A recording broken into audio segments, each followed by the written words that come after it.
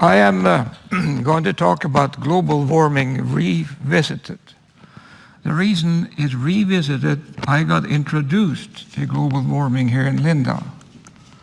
And I was in a panel discussion in 2008. And it was a panel discussion about global warming. And I didn't really want to participate. But they said you really had to. And so I spent maybe half a day or a day or so looking at Google. And I was horrified by what I found. And so I got interested in global warming a little bit. And because I was on this panel discussion, I looked at Google and I looked at Geber and global warming because I've been on one panel discussion. And I got roughly 40,000 results.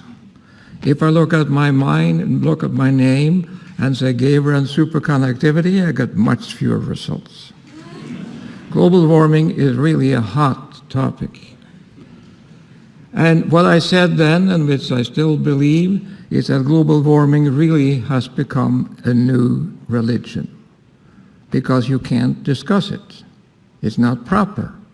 If you say global, if you look at Lindau here today, then all the people who are, notable people, they have said climate change in their talks. All of them have said it. I don't know whether they know what they mean, but they have said it anyway. Everybody talks about climate change. So the American Physical Society, which I was a member, said the evidence is incontrovertible that global warming exists. Now, think about that. This is a physical society.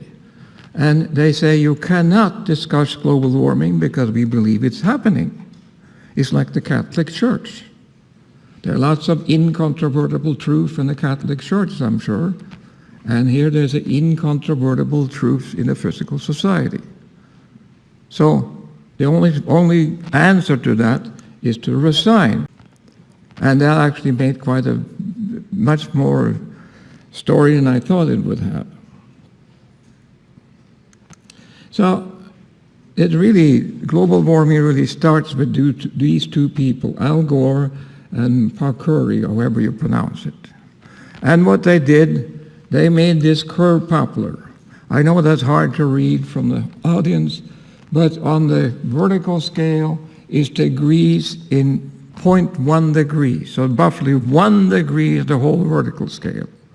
And the horizontal scale is in years from 1860 to 2000. And you see the global warming has increased, but the scale is like the dentists use when they advertise by toothpaste, because the scale is absolutely distorted. I mean, there's 1 degree there. And for what does this curve measure? Well, this curve measures what does the average temperature for the world for a whole year and for a whole Earth for 1 year. So there's the average temperature for the whole Earth for 1 year, and that measures in a fraction of a degree. So what does that mean? I think probably nothing. So let me talk about that again. From 1880 to 2015, the temperature has increased from 288 to 288.8 degree Kelvin, 0.3%. I think the temperature has been amazingly stable. If I take where I live in Albany, New York, there are roughly 80 degree K difference between summer and winter at some time. And so would you think that 0.8 degree average on the Earth makes any difference to the climate in Albany? Is that sensible to you? Oh, the wrong way. So here is then where the temperature is measured. And you see there's point on the graph, so if you can read that, north of 60 degrees is 167 measurements. Between 30 and 60 degrees is quite a lot of measurements. The United States is all covered with things and stuff. So if you go finally to the South Pole, there are 8 thermometers, according to NASA. That's all they have, including the South Pole. 8 thermometers.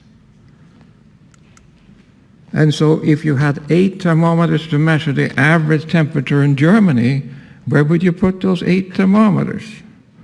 You know, 8 thermometers for the continent. It's nothing. And the fact is, as I deal with the South Pole, there has never been as cold on the South Pole as it is right now. There's more ice than there ever have been. And so, but people don't talk about that. They talk about the North Pole, where they have a warmer climate at the present time. And the other thing which upset me is that what is the optimum temperature for the Earth? Is that the temperature we have right now? That would be a miracle. Maybe it's 2 degrees warmer. Maybe it's 2 degrees colder. But nobody has told me what the optimal temperature is for the whole Earth. This is a little bit like American foreign policy. The foreign policy wants things to be as they are because we have it good in the United States. But even the foreign policy can't control the climate. The other thing is that both the alarmists and the deniers, I guess I'm quoted as a denier, measures the average temperature for the whole Earth for a whole year to a fraction of a degree, and that result is significant. Of course it's not. How can you possibly measure the average temperature for the whole Earth and for the whole year and come up with a fraction of a degree? So I have this slide here. I think the average temperature of the Earth is equal to the emperor's new clothes. Was a boy who said, cried, "It's Mike, the emperor has no clothes on." And I would cry out and say, you can't measure the temperature for the whole Earth at such accuracy. I was in Beijing I think it was in 74 or 75, and Beijing was a village. There were 3 or 4 cars there, and we had control of one of them. I was back in Berlin, in Beijing, like a few years ago, and you can't cross the streets for cars. And there's buildings which are like 30, 40 stories high everywhere. And so what had that done with the temperature for Beijing, you think? I mean, and if you think that when you measure temperature to 1900, the thermometer was standing sort of in the countryside, and now we go 1910, the more dense population density, and then the thermometers broke, you got new thermometers, and how can you think that I can measure this to a fraction of a degree? It's ridiculous. Now, this is what they have come up with, however, and this is for the last 19 years, roughly speaking, the temperature has not gone up. It's been constant for 19 years, almost as long as the life of the students here. They're probably at 23, 24 years old. So it hasn't gone up. And there was a big peak in 98, that's very recognizable. So what did the people who measure temperature do with that? Well, here is the latest temperature they have measured now, and they see the curve here, and if you look at the edge here, it goes up. I made a bit better on here. The temperature here goes up. How can that be when I just showed you the other curve, the temperature has been constant? Well, the reason for that is that they include now the ocean. But for 100 years, the ocean has not been included. Why do you think they include the ocean? Because it's more accurate, or because they can fiddle with the data? That's what NASA does. So Obama said last year that 2014 was the hottest year ever. But it's not true. It's not the hottest year. So if you don't believe I'm cheating you, here's some satellite data, and this is the peak in 98, and you see basically the satellite data shows the same thing. The temperature has not increased. So what is then a greenhouse effect? Well, without the atmosphere, the Earth would have been roughly 35 degrees warmer, roughly speaking. Now, from 1898 to 1998, the temperature has increased 0.8 degrees. And the CO2 concentration has increased from 295 to 367, or roughly 72 parts per million in 100 years. Now from 1998, which is basically the hottest year, the CO2 has increased from 367 to 403, roughly 36 parts per million. That's half of the previous increase. So why hasn't the temperature increased 0.4 degrees then? I mean, if you're a physicist, for heaven's sake, and here's the experiment, and you have a theory, and the theory doesn't agree with the experiment, then you have to cut out the theory. You were wrong with the theory. See, that's half the thing. It should have been, but it isn't. So you can't believe then the people who are the alarmists say that CO2 is a terrible thing, and therefore you have to not drive and use solar cells and stuff, because otherwise the world will go to pot. But it's not true. It's absolutely not true. So nature, in its wisdom, this was happened actually in 2012, when I gave another talk on global warming here, has come up with a magazine. And they want to cash in on the fad. My friend said I shouldn't make fun of nature because then I won't publish my papers. But I don't publish my papers anyway, so I'm safe there. So they had an article in there, for example, that corn yield in Africa decreased 1% for each day over 30 degree Kelvin. See, that's a very difficult thing to determine.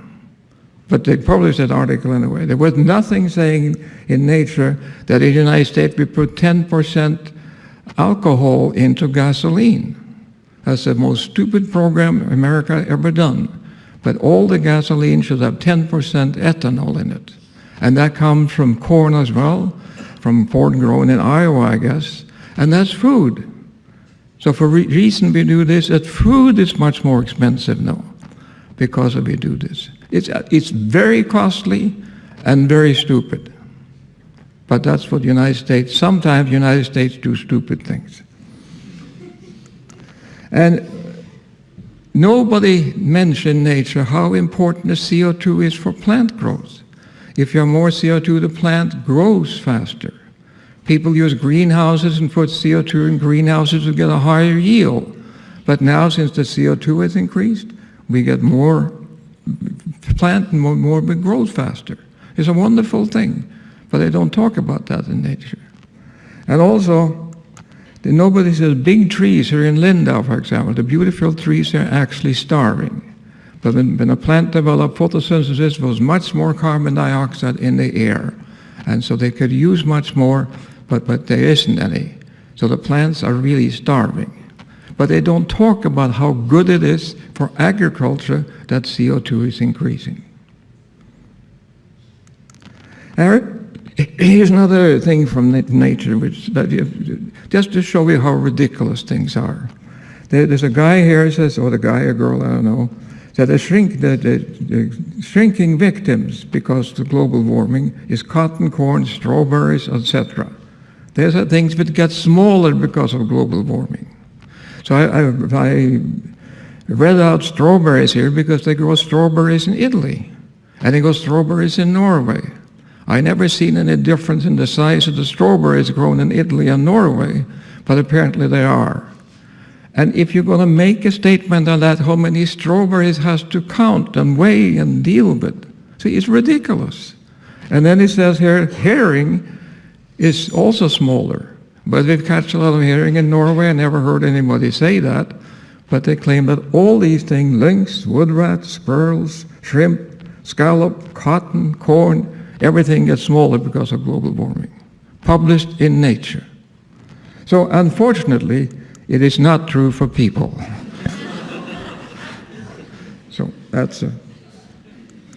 So here's another one. Here's see, all this you can do, which I did when I went on that panel discussion. Here they say melting Greenland. And you look at that picture, it's carefully done, some people standing in the ice, and a river flowing off, and you think Greenland will disappear. But the information on the internet, which is wonderful, and I looked it up, there are 4 harbors in Greenland. And this is the name of the harbors. I won't pronounce them, but you see the coldest years include 1992, 1997, and so on. The one on the here are the coldest years. And here are the warmest years. And so the warmest years basically the 1930. And those are the facts. Those are the temperature the people in the harbors in Greenland has measured over the years. And it doesn't look like it's getting any warmer. I mean, I don't understand it. Where does the data come from? Who says what it says? Now, of course, global warming is supposed to cause the climate change. That's what it was. But the climate changes anyway. The climate has always changed. But the people who believe in global warming say the reason climate changes is because of global warming. And the World Meteorological Organization said you need 30 years to determine the climate.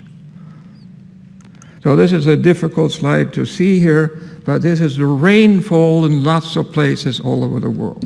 But if we focus on this one here, this is the Dust Bowl in the Midwest in the 30s. You see we have the Dust Bowl there. And you look at here in Africa, there's a huge amount of rain. The climate has changed everywhere, all the time. And that was before we talked about global warming.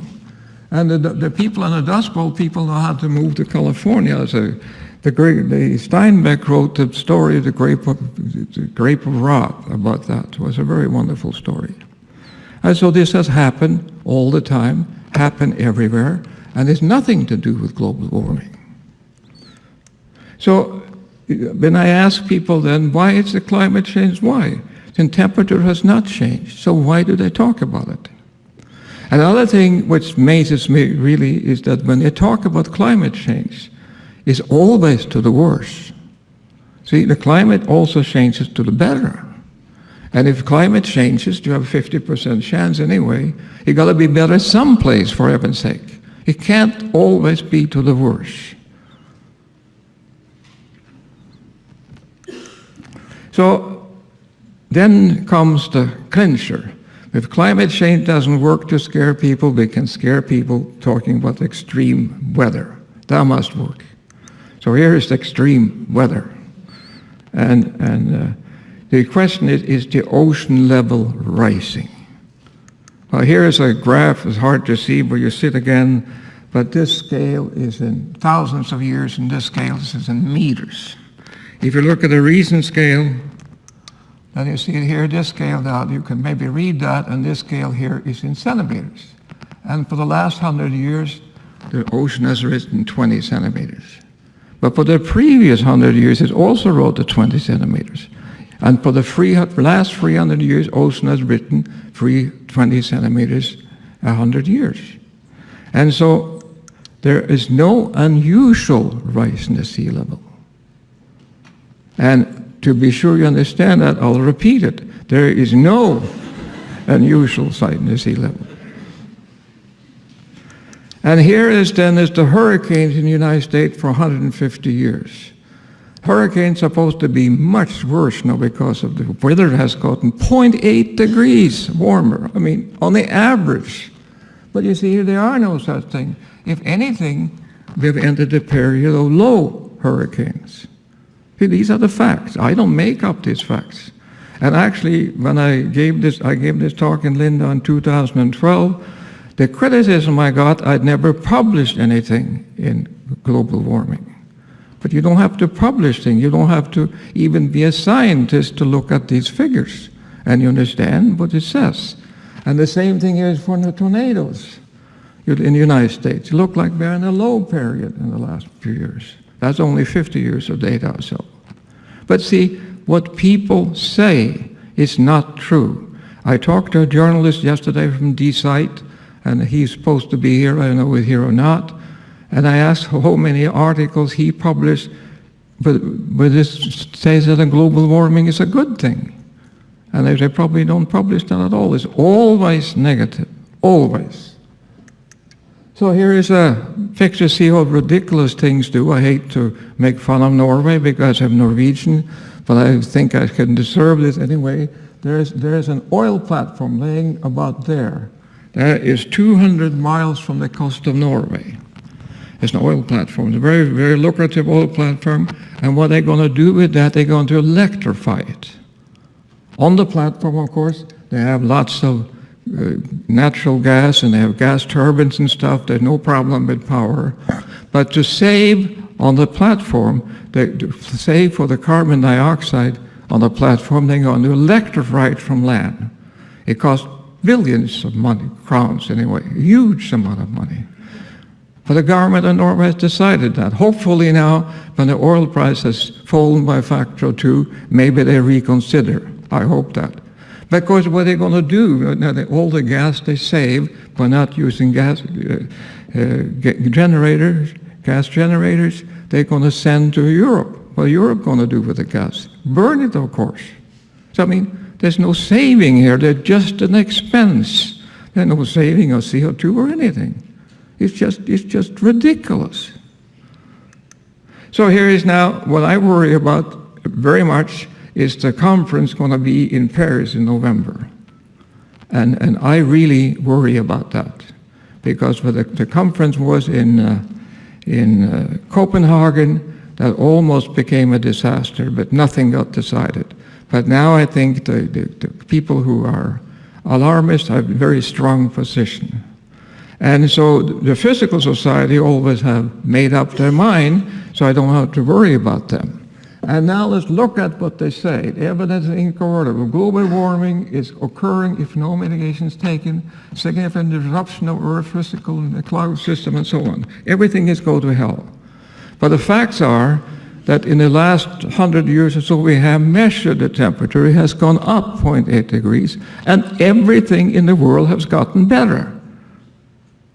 See? So how can they say it's going to get worse?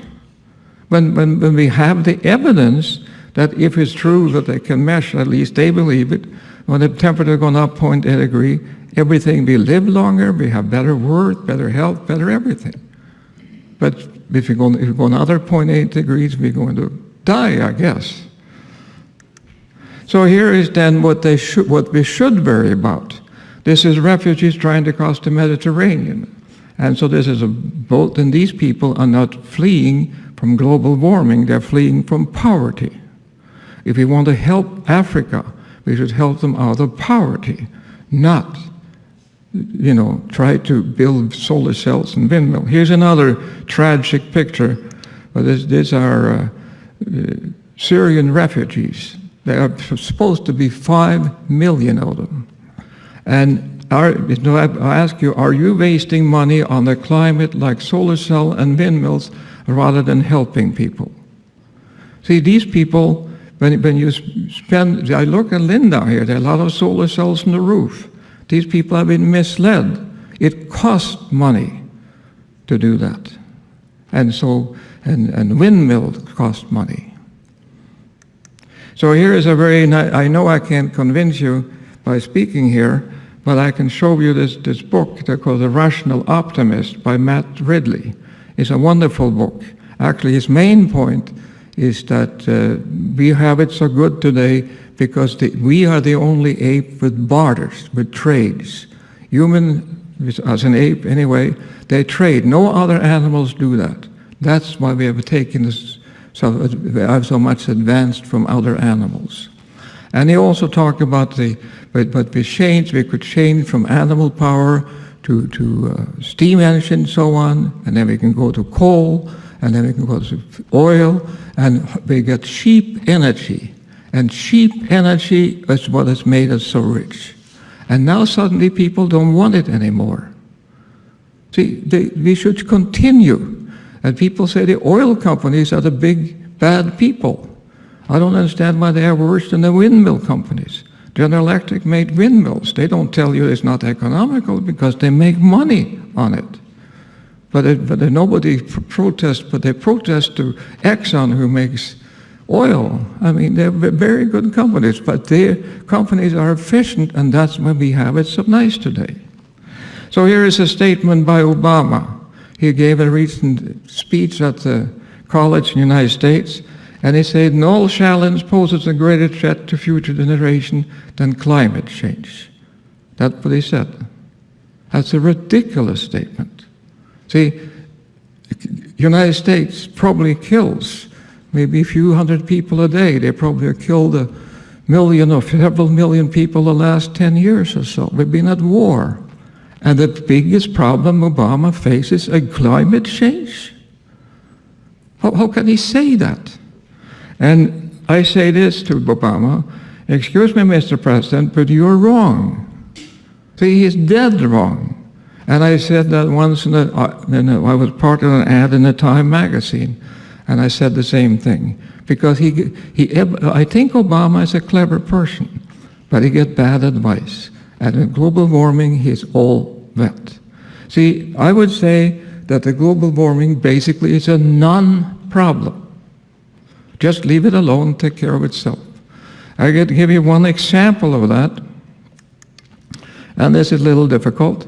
But I got it from a man named Eli Sampson. And he said, consider a large room, 20 by 20 by 10 feet. That's a large living room. And now I want to seal this room off from the rest of the world. And in the rest of the world, you have all these evil cars who have exhaust and spew out carbon dioxide in the atmosphere. So the question he raises then is after 1 year, when this room has been sealed off, how many matches do you have to light in this room to catch up with the cars? Any guesses on that? Probably nobody wants to guess that. But if you take this room and so many matches you have to light, if you light one single match, it brings the room up to 20 years of driving. 20 years, one match in a big room. It's the same number of carbon dioxide as all the cars in the world, which is 1 billion cars. Physicists are very good at this calculation. I was worried about when I got this letter from him, and I checked it. And on the internet, you can find how many cars there in the world. You can find how much they drive, and you can find all sorts of things. So you see, it's just one of these things. And it's hard for me, it's really very hard for me to understand that almost every government in Europe, and except I think Polish government, are worried about global warming. It must be politics. So finally then, I think that what we really have to do, we have to learn to live with change. It's climate changes, climate has always changed. We can't control that, so there's nothing we can do. And here is a picture of me and my wife when we got married 60 years ago. And here you can see how we have changed. And we have to live with that. And also you see that what we changed, we have a color photo now. See, it wasn't color when we got married, so that's a change. And I will also say, so far we have left the world in a better shape than when we arrived, and this will continue, with one exception. We have to stop wasting huge, and I mean huge amount of money on global warming. We have to do that. But that may take us backwards. See, it's the people think that things are sustainable, but they're not sustainable. So anyway, that was all I'm going to say. So thank you very much.